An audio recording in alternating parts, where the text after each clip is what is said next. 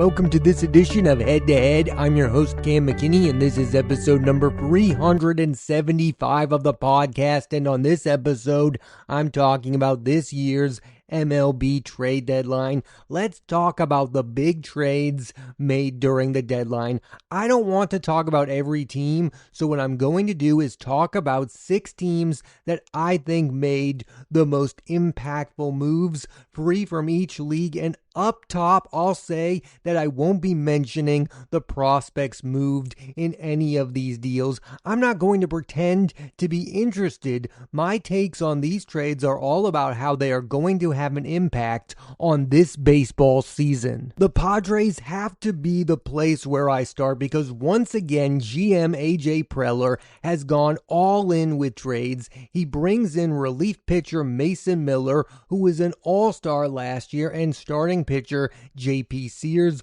both from the Athletics, and from the Orioles they get first baseman Ryan O'Hearn, a first-time all-star, and outfielder Ramon Laureano, and at the last second got starting pitcher Nestor Cortes from the Milwaukee Brewers. You got to give it to Preller. He believes in his strategy to continue to shake up the team no matter the cost. And it's clearly to keep up with the Dodgers. I'm not negative on these moves. These are good baseball players. But my overall opinion on the San Diego Padres has not changed. I do not believe the San Diego Padres are going to win a World Series. And I don't really believe they are all that close. They do have a lot going on for them. They have the star power in Manny Machado and Fernando Tatis Jr., but some of their moves up until this point have not been great. I mean, they overpaid for Xander Bogaerts, one of my favorite players, but he's not what he used to be. Their pitching staff is interesting because yet another former Boston Red Sox is their ace right now, and that's Nick Pivetta, and I don't know how long he's going to be pitching at this elite level. They have Michael King. While there was all this talk about who they added at the deadline, there was also a lot of talk about who they didn't trade away. They did not end up trading starting pitcher Dylan Cease or reliever Robert Suarez. I have always felt like the Padres are a good team to talk about because they are uber aggressive. They are making moves. They are trying to make it happen. I just don't believe baseball is a let's make it happen right now kind of a sport, the way that the NBA is, the way that the NFL can be at times. I think baseball teams build themselves into being a great baseball team. And what I really think is happening here is that Preller is just doing the same thing over and over again. He's making all the moves he can make, and if they don't work, he ends up blowing it all up and trying it over and over again. And there's a real part of me that admires that fact that he has this vision of how this baseball team needs to be run. I mean, he clearly knows the financial implications of the San Diego Padres far better than you or I. I just think we are headed towards a spot with this little experiment where results need to happen fast. Like, this team needs to win a World Series or they need to go in a completely different direction. Last thing on the Padres, and I really want to get this off of my chest. I am sick and tired of the media acting like they are super surprised by AJ Preller being super aggressive at the trade deadline. This is who this guy is, and he's going to continue to shake things up. The next team I want to talk about is the New York Yankees, who mostly went for bullpen help. They bring in David Bednar from the Pirates, Camilo Doval from the Giants, and Jake Bird from the Rockies. They also brought in infielders Ryan McMahon, who has 4 seasons of 20 or more home runs, also from the Rockies, Ahmed Rosario from the Nationals, Jose Caballero from the Rays, who leads the majors with 34 stolen bases, and outfielder Austin Slater from the Chicago White Sox. So without Garrett Cole, their starting rotation hasn't been as deep as they originally expected, so it makes sense to me that they are attempting to turn the bullpen into their biggest strength, adding to a bullpen that already has Luke Weaver and Devin Williams. And one has to imagine that they added 2 infielders as insurance for Anthony Volpe, who leads the majors in errors with 16. They have struggled at times, but I do believe that the Yankees are going to make the playoffs, especially if they get back a healthy Aaron Judge. Baseball has to be played, but I like the moves made by Yankees general manager Brian Cashman. I think these moves on paper make the Yankees a better baseball team. But we do have to talk about the fact that they have fallen on tough times. They are now the 3rd team in the AL East behind the Toronto Blue Jays and longtime rival Boston Red Sox. One of the things I most liked about what the Yankees did during the deadline is that they acted like a big market team. They went to the smaller markets who are struggling and they took some of their good players. From the Pirates, David Bednar, from the Rockies, Ryan McMahon a week before the trade deadline. Then they went back the day of the deadline and brought in Jake Bird. Like, this is what a big market team is supposed to do. The New York Yankees were acting like the New York Yankees, which isn't something we have seen from them all of the time lately. This is what big market teams used to do. They used to take the best players from the smaller market teams and add them to their rosters and then make playoff runs. This is what the deadline used to be. It used to be the Yankees and the Red Sox swooping every good player from smaller market teams, and now that doesn't happen all of the time. It didn't happen this trade deadline for the Red Sox, but it did happen for the New York Yankees. And look, maybe none of these moves are going to pan out. Maybe the Yankee struggles are going to continue. That's not out of the realm of possibility, but I do like the fact that Brian Cashman was aggressive and made these moves. So one of the things I do want to talk about is the fact that the Yankees now have 4 guys who are capable of being closers, and I don't necessarily know if that's a good thing. You have Luke Weaver, you have Devin Williams, now you add David Bednar and Camilo Doval, and I just don't know if you need that many guys at the end of the bullpen, if that really helps a team. I remember at one point when the Chicago White Sox had both Liam Hendricks and Craig Kimbrell, it didn't do them any good because only one of them could be the closer, and the other guy who wasn't the closer, Craig Kimbrell, wasn't capable of being an elite setup man. It's just something to keep an eye on with the New York Yankees, is who is going to emerge as their closer. My guess is it's not going to be Luke Weaver because he's the guy who can go multiple innings. So he's probably going to be the 7th, 8th inning guy, and they're going to give Devin Williams a shot to be the closer, and also David Bednar. The Yankees' crosstown rivals, the Mets, also added to their bullpen, getting Ryan Helsley from the Cardinals, who since becoming a closer in 2022 is 4th in the majors with 104 saves. They also get Tyler Rogers from the Giants and outfielder Cedric Mullins from the Orioles. It's going to be a toss-up for who is going to win the NL East between the Mets and the Phillies. The Mets have been on a roller coaster ride. At times they look like the best team in baseball, and in others look like one of the worst. I believe the New York Mets are going to make the playoffs, and when they get there, I think they are going to have a good chance to at least make it to the NLCS, because we've seen Juan Soto and Francisco Lindor in the playoffs before. They are going to come up big when the games matter most. In New York right now, there are negative feelings about both baseball teams, the Yankees and the Mets. I ultimately think both teams are going to be okay. They are talented. talented rosters, they are going to get their acts together. But if you want to have the longer conversation, I mean, do I believe either the Yankees or the Mets are going to win the World Series? I do not. I don't think either team is the best team in baseball. Which of the teams do I think has the better chance? That would be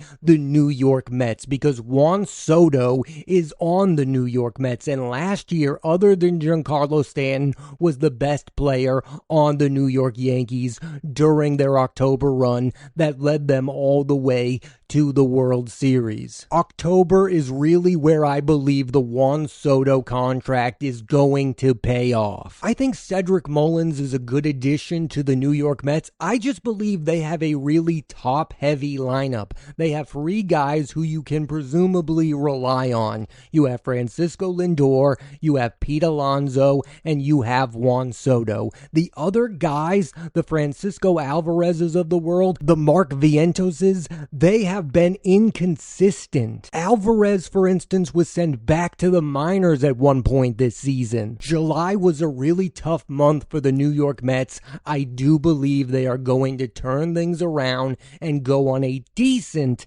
playoff run come October. Every year you hear the exact same thing about the Seattle Mariners, that they have all the good pitching in the world, but not enough offense. Well, they are trying to change that narrative. First, they made a move to get Josh Naylor from the Arizona Diamondbacks. Then, on the day of the deadline, they made a deal with the D-backs again to bring back former Mariner Eugenio Suarez, who currently has 36 home runs. They already have Julio Rodriguez, who usually goes on a hot streak to end the season, Cal Raleigh, who is having an MVP season, and Randy Arozarena. These moves, in my eyes, solidifies the Mariners as a playoff team. This is the one team who, at the deadline, looked at their weaknesses and said, we've really got to fix things. We've got to surround our offensive talent with more players, and they did just that.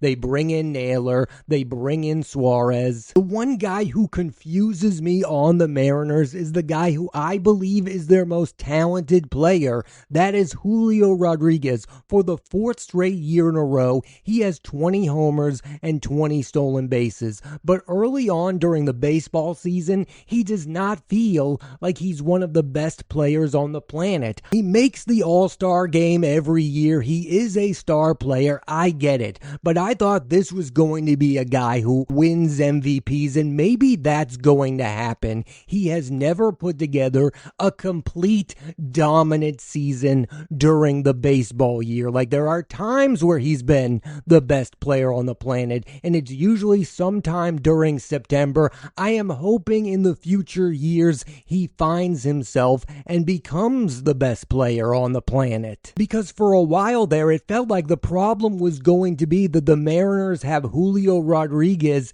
and nobody else. Well, that is no longer the case. Not only does he have an all-star catcher as his teammate, he also has Randy Arozarena, who is one of the most exciting guys to watch play the game of baseball. And now you add Naylor and Suarez. I mean, the Mariners have a really good lineup now. And while I really want the team to have success, I most want to see Julio Rodriguez have more success. Selfishly, because I believe in him as a baseball player. AJ Preller has been aggressive for a few years now. Dave Dombrowski has been aggressive throughout his entire 3 decades as a baseball GM, and he continued to be this year for the Philadelphia Phillies, bringing in closer Johan Duran and outfielder Harrison Bader. He's always in win now mode, but I do feel like the window on this team, the Phillies, is closing, at least with this core. Kyle Schwarber is a free agent this offseason,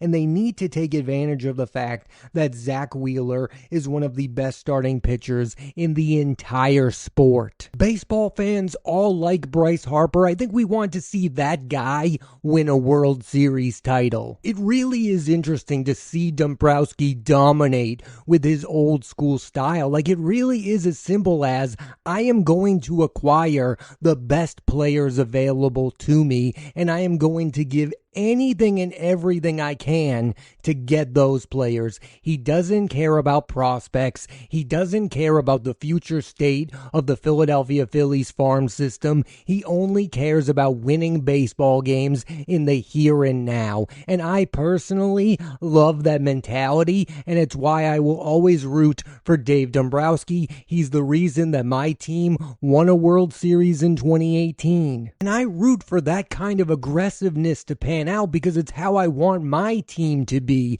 I don't think baseball is a sport about the long game. I think you need to take advantage of the moment, and I think too many baseball executives nowadays don't do that. They worry about the future. They worry about the state of the team 5 years from now. And the problem with that is if you're not good right now, you might not have the job 5 years from now. The final team I want to talk about is the Houston Astros, who bring back former Astro Carlos Correa, and it's fair to say that he hasn't been the player he's been in the past. But this is a guy who performs in October. Correa currently has 18 career postseason home runs, 11th most all-time. They also brought in a much-needed left-handed bat from the Marlins, Jesus Sanchez. Since the offseason, the Houston Astros have been a confusing franchise. On one hand, they trade away Kyle Tucker to the Chicago Cubs. On the other one, they bring in Christian Walker, and they continue to be aggressive during the deadline, bringing in money in Carlos Correa, who's no longer the star he once was, but clearly they still believe in this guy. The mentality is clear that they still have this championship core of Jose Altuve, Yordan Alvarez, who at some point is going to come back from injury. I think they are a clear playoff team. I'm in a wait-and-see mode if they are a legitimate contending baseball team. Like, I don't right now think the Astros are going to make it all the way to the World Series, but they've got that championship pedigree that makes me never fully count them out. If I can look at the American League landscape for one moment, I think the best team in the American League is clearly the Detroit Tigers. The second team, now that's a real debate. Is it the Toronto Blue Jays, who now lead the AL East? Is it the Houston Astros?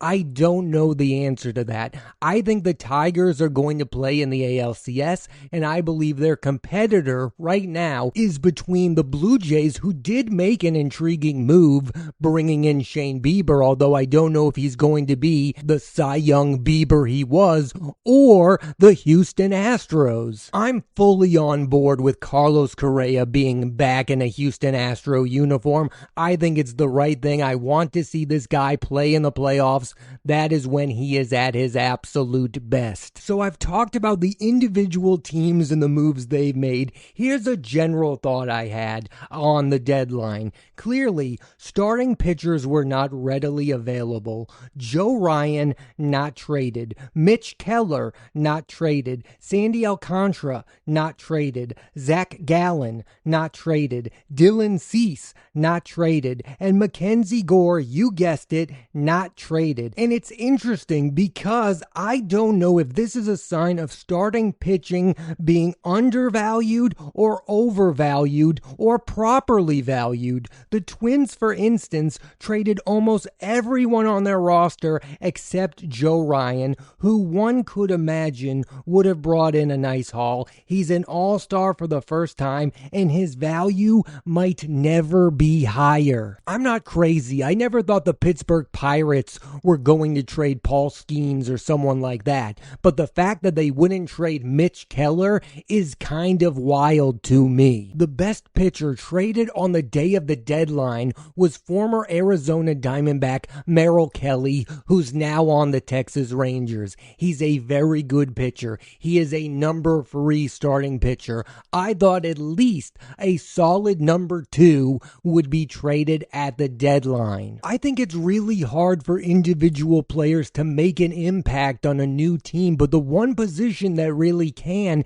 is a starting pitcher. You saw it a few years ago when Justin Verlander went to the Houston Astros. He was traded there and immediately made a huge impact and helped that team win a World Series. CC Sabathia with the Milwaukee Brewers, we are still talking about that. I'm not saying Joe Ryan was going to be that for the Boston Red Sox or whatever other team was after him. I'm just surprised that a star caliber star pitcher was not moved during the deadline. So none of us know how these moves are all going to pan out and how impactful this deadline will end up being, but now we can just sit back, relax, and watch the games as they play out. Like most years, it was an entertaining deadline. There were a lot of rumors that didn't end up happening. There were teams that were aggressive. Again, I think the teams that made the most substantial moves were the Padres, Yankees, Mets, Mariners, Phillies, and Astros.